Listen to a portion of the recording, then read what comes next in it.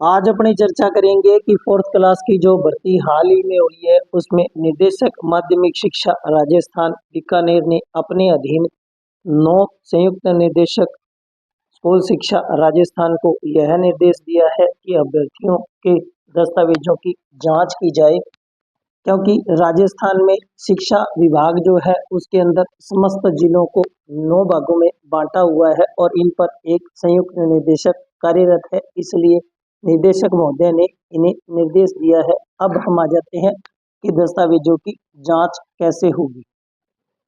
चतुर्थ श्रेणी कर्मचारी सीधी भर्ती जो 2024 में जारी हुई थी, उसमें दस्तावेजों के सत्यापन और जांच का जो कार्य है वो शिक्षा विभाग को दे दिया गया है। इसलिए शिक्षा विभाग ही समस्त जो प्रक्रिया है वो संपन्न करेगा। अब इसके अंदर मैं आ जाता हूँ दस्तावेज सत्यापन कार्यक्रम पर। सबसे पहले मैं ये बता दूं कि कर्मचारी चयन बोर्ड जो है वह सचिव, जिला शिक्षा अधिकारी और माध्यमिक शिक्षा संभाग पर कार्यरत सभी अधिकारियों और अतिरिक्त जिला शिक्षा अधिकारी व संयुक्त निदेशक को 23 फरवरी 2026 को प्रशिक्षण प्रदान करेगा और उस प्रशिक्षण के आधार पर ही बाद में टीमों का गठन होगा। उसके बाद वह अधिकारी अपने मंडल स्तर पर टीमों का गठन करेंगे और इसी प्रकार विभाग स्तर पर प्रथम प्रशिक्षण 26 फरवरी को और विभाग स्तर पर द्वितीय जो प्रशिक्षण है वह 27 फरवरी को होगा।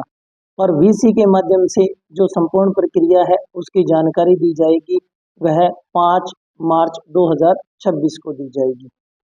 बाकी दस्तावेज सत्यापन में लगभग 7 से 8 चरण रखे गए हैं। उनमें जो पहला चरण है वो 9 मार्च से 13 मार्च तक, दूसरा चरण 16 से 19, तीसरा 23 से 25 और बाद में एक एक दिन के दस्तावेज सत्यापन के कार्यक्रम रखे गए हैं। और इसी प्रकार यदि लास्ट के अंदर भी दस्तावेज सत्यापन का कार्य पूर्ण नहीं होता है तो उसकी आवश्यकता के अनुसार 16 अप्रैल 2026 के बाद भी यह कार्य चलता रहेगा। और उसके बाद भी यदि कोई अभ्यर्थी नहीं आता है तो 24 अप्रैल 2026 को उसे प्रथम अवसर और उसके बाद उसे दूसरा अवसर जो है वो 1 मई 2026 तक दिया जाएगा। और उसके बाद 11 मई 2026 को रिपोर्ट प्रस्तुत कर दी जाएगी।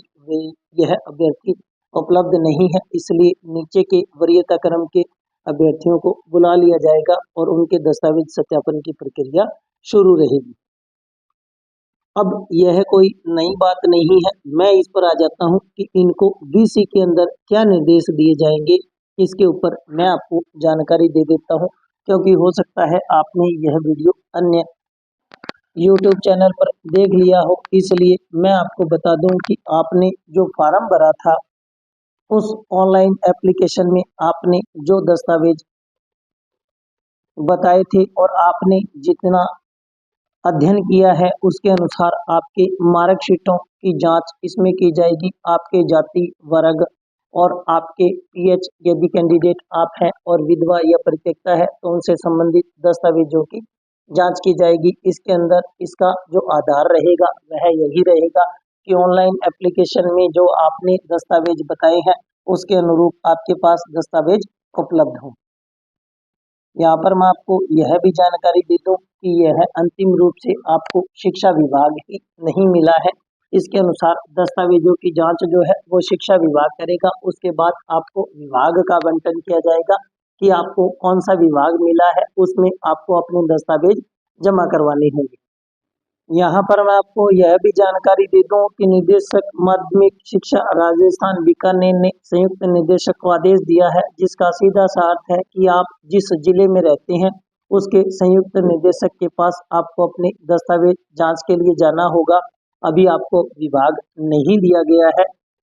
फॉर एग्जाम्पल आप सोच रहे होंगे कि सभी अभ्यर्थियों को बीकानेर जाकर दस्तावेज सत्यापन करवाना है, लेकिन ऐसा नहीं है। आपके 3 जिलों के ऊपर जो संयुक्त निदेशक है उसके अधीन जो कमेटी है वह आपके दस्तावेजों की जांच करेगी, जिस कमेटी के अंदर संयुक्त निदेशक, उप निदेशक, जिला शिक्षा अधिकारी, माध्यमिक और अतिरिक्त जिला शिक्षा अधिकारी होंगे।